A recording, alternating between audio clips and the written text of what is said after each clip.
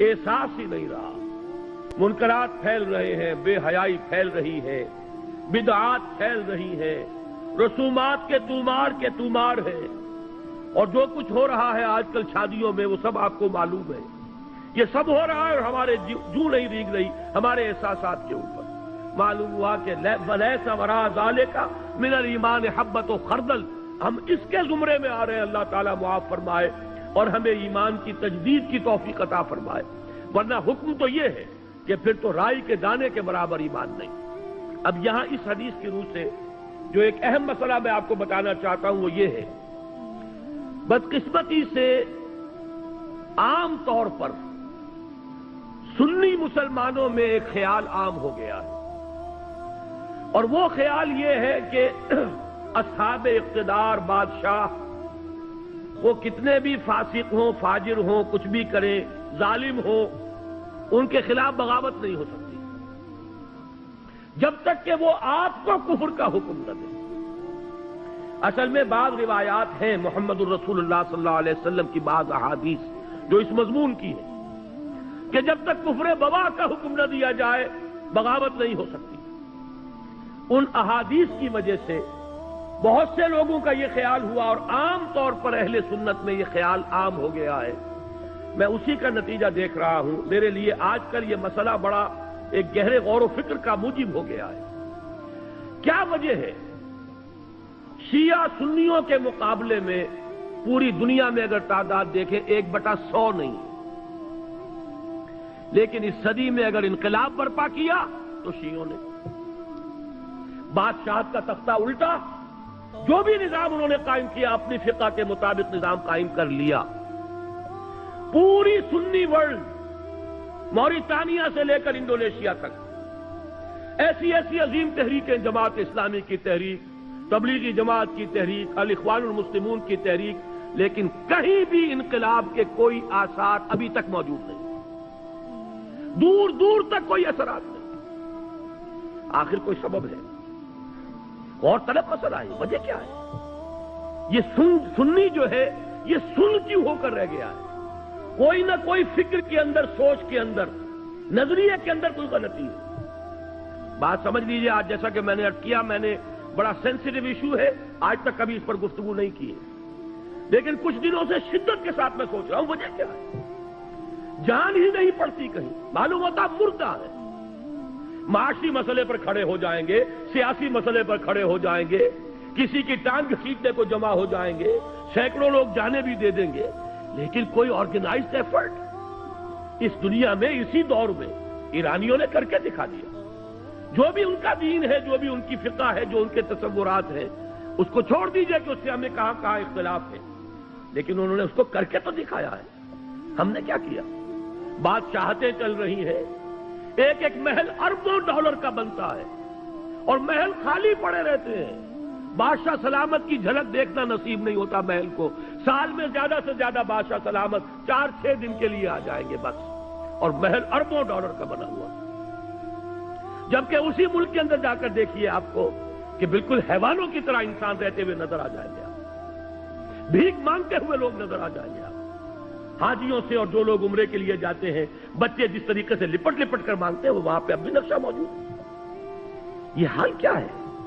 یہ نظام ہمارے ہاں کیوں نہیں بدل رہا؟ کہیں سے کوئی حرکت نہیں. خاص طور پر اس دنوں میں مجھ پر یہ سوچ بہت زیادہ طاری ہوئی. اس کی وجہ کیا ہے یہ بھی سن لیجئے. جب یہ جہاد افغانستان بڑی شدت کے ساتھ چل رہا تھا، اب تو یہ کہ اس میں بہت سی صورتحال، بہرحال میں اس پر گفتگو نہیں کرنا چاہتا.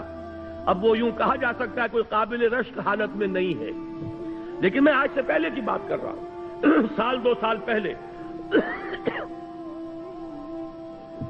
روسیوں کے وہاں سے جانے سے پہلے جو شکل تھی، اس وقت ایک بات متواتر سننے میں آ رہی تھی کہ جہاد افغانستان کا فال آؤٹ، یہ جو ترکستانی ریاستیں ہیں رشیا کی، USSR کی، یہ سمرقند اور بخارا، یہ ریاستیں، ان میں بڑے اثرات پھیل رہے ہیں اس کے. ان میں اسلامی جذبات، دینی جذبات زندہ ہو رہے ہیں، اور انشاءاللہ روس کو لینے کے دینے پڑ جائیں گے. اور افغانستان میں جو کچھ اس نے کیا ہے اس کے نتیجے میں ان تمام ریاستوں میں بغاوت ہو جائے گی. لیکن میں حیران ہوں، بغاوت ہوئی تو نمبر 1 یورپین کنٹریز میں ہوئی، ذرا گرفت کمزور پڑی ہے اگر رشیا کی، یورپ کے اندر ایک ملک، دوسرا ملک، تیسرا ملک، چوتھا ملک، انہوں نے بند توڑ دیے، کھڑے ہو گئے۔ پھر یہ کہ روس کی جو اپنی ریاستیں ہیں، بالٹک سٹیٹس کے اندر، لوتھیانا وغیرہ کے اندر بغاوت ہو گئی، جا کر گورباچوف نے معافیاں مانگی ہیں، خوشامدیں کی ہیں، خدا کے لیے ہم روسی دستور کے اندر سیسیشن کے لیے پروویژن پیدا کر دیتے ہیں، اس وقت جو ہے علیحدہ نہ ہو، آئندہ کے کسی مرحلے کے لیے باقاعدہ ہم دستوری راستہ کھول دیں گے، لیکن اس کا نہیں۔ اس کے بعد اگر کوئی بغاوت ہوئی تو آذربائیجان میں ہوئی ہے، جہاں شیعہ مسلمان آباد۔ یہ سنی ساری ریاستیں سن پڑی ہوئی ہیں، ابھی تک کوئی خبر نہیں ہے کہیں سے، نہ سمرقند سے، نہ بخارا سے، کہیں سے کوئی خبر نہیں، کوئی حرکت نہیں۔ اس کی وجہ یہی ہے، میں نے جہاں تک غور کیا، سنی اسلام میں کچھ علماء نے اس خیال کو عام کر دیا ہے کہ حاکموں کے خلاف بغاوت نہیں ہو سکتی۔ حاکم چاہے کیسا بھی ہو، جب تک کفر کا حکم آپ کو نہیں دیتا آپ بغاوت نہیں کر سکتے۔ وہ اپنے محل میں شراب نوشی کرتا ہو، بدماشی کرتا ہو، کرتا رہے، لیکن بغاوت صرف اس وقت ہوگی جب آپ کو کفر کا حکم دے۔ اس خیال نے سنی کانسیپٹ جو ہے اس کے اندر ایک طرح کا پیسو انداز پیدا کر دیا ہے۔ وہ ایکٹیو انداز جو چیلنج کرنے والا انداز ہے، وہ آج ہمیں پورے سنی ورلڈ میں کہیں نظر نہیں آ رہا۔ حالانکہ اب نوٹ کیجئے، یہ حدیث بھی تو موجود ہے، من جاہدہم بیدہ فہو مومن۔ لیکن یہ کہ ہوتا کیا ہے احادیث کے ضمن میں، جیسے قرآن مجید میں ایک آیت آپ لے لیں، دوسری آیتیں چھوڑ دیں تو آپ کا راستہ جو ہے ٹیڑھا ہو جائے گا۔ ہر شخص کو دیکھنا ہے اس مضمون میں کون کون سی آیتیں آئی ہیں، کہاں کہاں آئی ہیں، ورنہ تو یہ لا تقربوا الصلاۃ وانتم سکارا، انتم سکارا چھوڑ دیجئے تو نماز کے قریب نہ جائیے۔ حدیث میں جہاں وہ حدیث موجود ہے کہ جب تک وہ کفر کا حکم نہ دے بغاوت نہیں کر سکتے، وہاں یہ حدیثیں بھی تو موجود ہیں کہ جب وہ لوگ ہوں برسر کار کہ جو یفعلون ما لا یؤمرون ویقولون ما لا یفعلون فمن جاہدہم بیدہ فہو مومن۔ یہ جہاد بالید کس شے کا نام ہے؟ اگر بغاوت نہیں ہو سکتی، اگر ان کے اختیار کو چیلنج نہیں کیا جا سکتا، تو یہ الفاظ حضور نے کیوں استعمال کیے؟ من جاہدہم بیدہ فہو مومن ومن جاہدہم بلسانہ فہو مومن ومن جاہدہم بقلبہ فہو مومن ولیس وراء ذلک من الایمان حبۃ خردل۔ اپنی اس گفتگو کو میں ختم کرنا چاہتا ہوں امام ابو حنیفہ کا مسلک بیان کر کے۔ امام ابو حنیفہ کا مسلک یہ ہے، یہ اصل میں ہمارے ہاں عام طور پر اہل حدیث علماء نے اس فکر کو عام کر دیا ہے۔ امام صاحب کا موقف یہ ہے کہ فاسق و فاجر حکمرانوں کے خلاف بغاوت ہو سکتی، پہلے سمجھانے کی کوشش کیجئے، امر بالمعروف و نہی عن المنکر زبانی طور پر کیجئے، فَإِن لَمْ يَأْتَمِرْ، اگر اس کا اثر نہ ہو فَبِالسَّيْفِ، تو پھر تلوار کے ذریعے سے انہیں سیدھا کیجئے۔ یہ موقف ہے امام ابو حنیفہ رحمۃ اللہ علیہ کا۔ فقہ حنفی کے اندر اس بات کی اجازت موجود ہے، اگرچہ امام صاحب نے اس کے لیے ایک شرط عائد کی ہے، طاقت اتنی ہو جانی چاہیے کہ کامیابی یقینی ہو جائے۔ یہ نہیں کہ چند آدمی کھڑے ہوں، نعرہ لگائیں، پھانسی چڑھ جائیں، بات ختم ہو جائے۔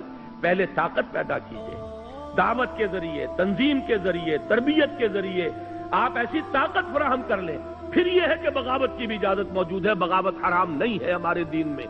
یہ بات جو ہے اس حدیث کے حوالے سے نوٹ کر لیجئے، اور یہ کہ امام ابو حنیفہ رحمۃ اللہ علیہ کا وہ موقف ہے، عام طور پر بعض احادیث کے ذریعے سے، بعض احادیث کے حوالے سے، خاص طور پر اہل حدیث علماء نے جس چیز کو عام کر دیا ہے، وہ در حقیقت کوئی متفق علیہ چیز نہیں ہے ہمارے ہاں، بلکہ امام ابو حنیفہ کا موقف یہ کتاب و سنت سے اقرب ہے، نزدیک تر ہے۔